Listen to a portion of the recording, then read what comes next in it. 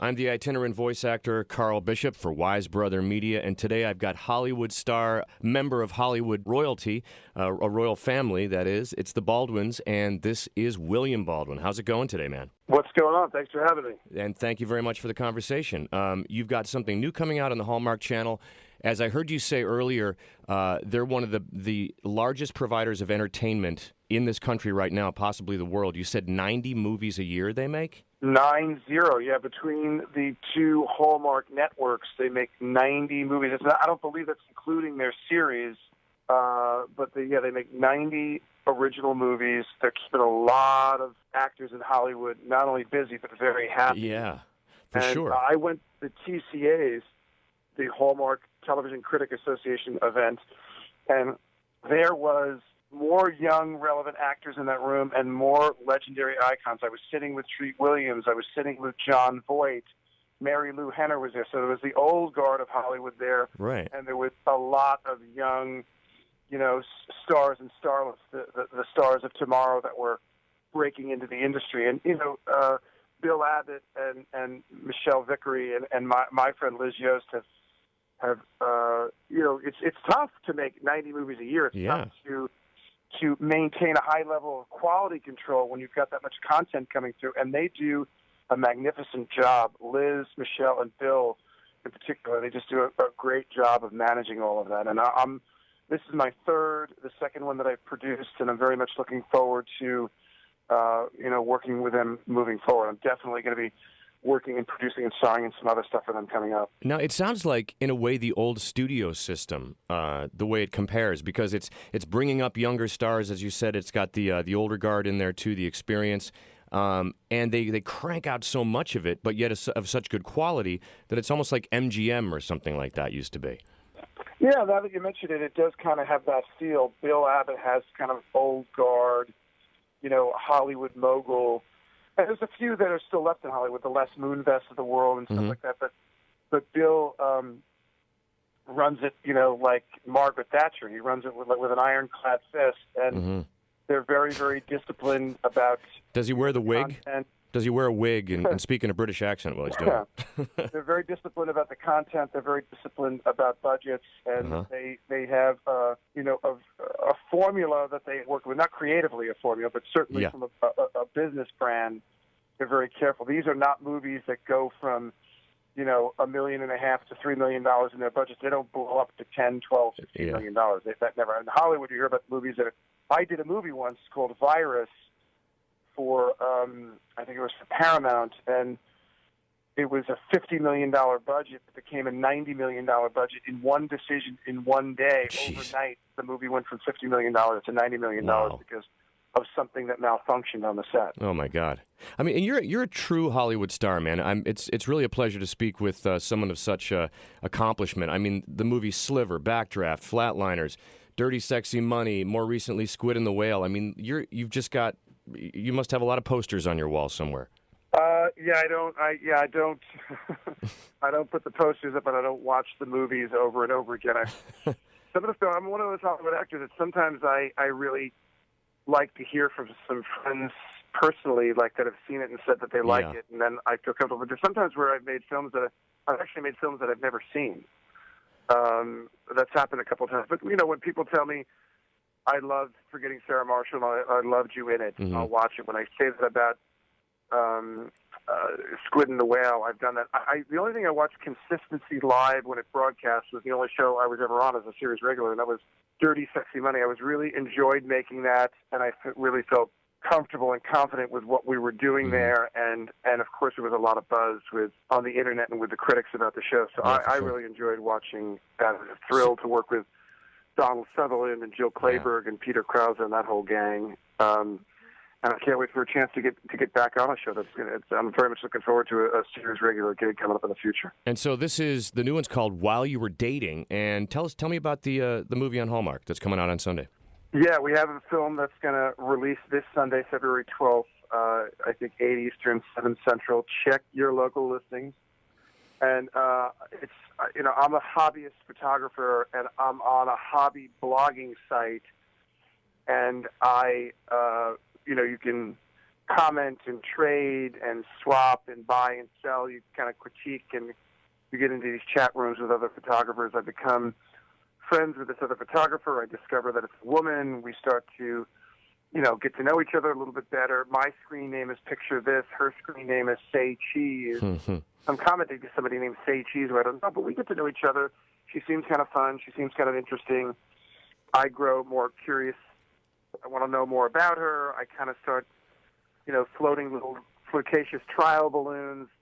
And then I decide to say she wants to get together for a cup of coffee or something. She agrees. She shows up. It's my ex-wife. Oh, my gosh. And then the hijinks ensues. Wow. We decide to go through with our date. When she goes to leave, I walk her to her car. We've had a nice time. I said, I feel bad. You showed up here for a date. You never thought it was going to be your ex-husband. Let me make it up to you. Her heart flutters, thinking that I'm going to ask her out again. And, of course, the heel that I am, I say, let me set you up on a date with with one of my friends. Oh, man. So she's not too thrilled about that. No. We go out on a series of double dates with our mutual friends. And, of course, everyone in the room can tell that that we have a special chemistry and a special energy flowing between the two of us, and apparently we're the only ones that don't recognize this. And, of course, with Hallmark, we're heading in a certain direction here where, which is great. I love when people get back together. I love when their relationship is threatened and they fight to save it. I love Hallmark celebrates. I'm with my wife 26 years, China Phillips. Yeah. I love when Hallmark. That's fantastic, man. Congratulations. Yeah, celebrates, love and relationships and commitment and sacrifice. And that's what this is all about. Since we've had this contentious election, and of course, the elephant in the room, your brother Alec plays Trump on Saturday Night Live quite often.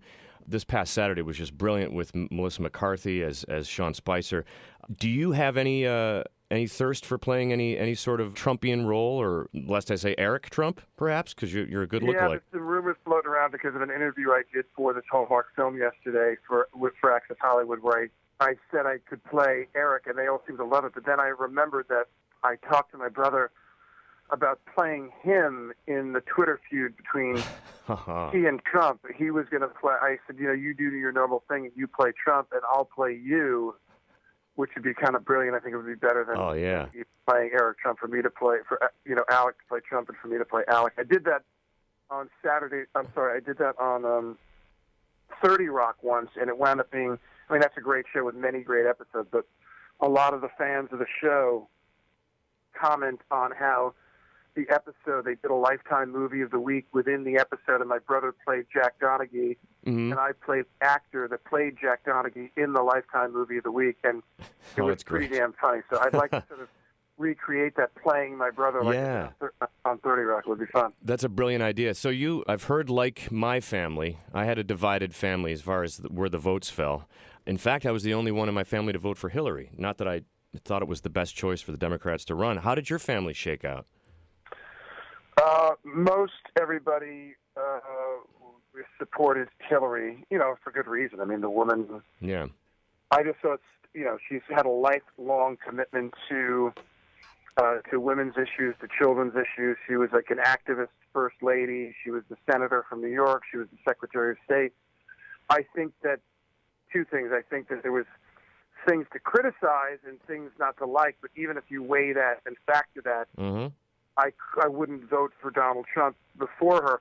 Had they offered us the opportunity to vote for sort of the Brexit candidate to kind of damn the torpedoes and blow up the system, and I don't want to vote for a career politician. I don't want to vote for an establishment candidate. I don't want to vote for a political lifer. If Warren Buffett were 55 years old and kind of shot from the lip in a politically incorrect way, the way Donald Trump does, and he had the business acumen and the demeanor to lead this country in the way that people hope Donald Trump will. I think not only you and I, but many others like us may have voted. I haven't voted Republican many times in my life, but that's the kind of candidate that I could have supported. If that was I mean, who was challenging Hillary Clinton, but that's not how it worked out.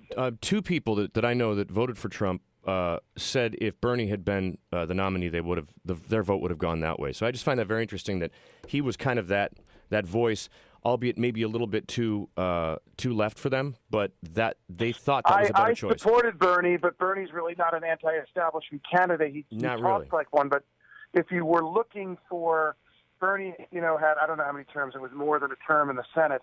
He certainly wasn't a political outsider. He wasn't a lifer. He didn't do, he wasn't Mitch McConnell, like whatever, right. 35 years in politics.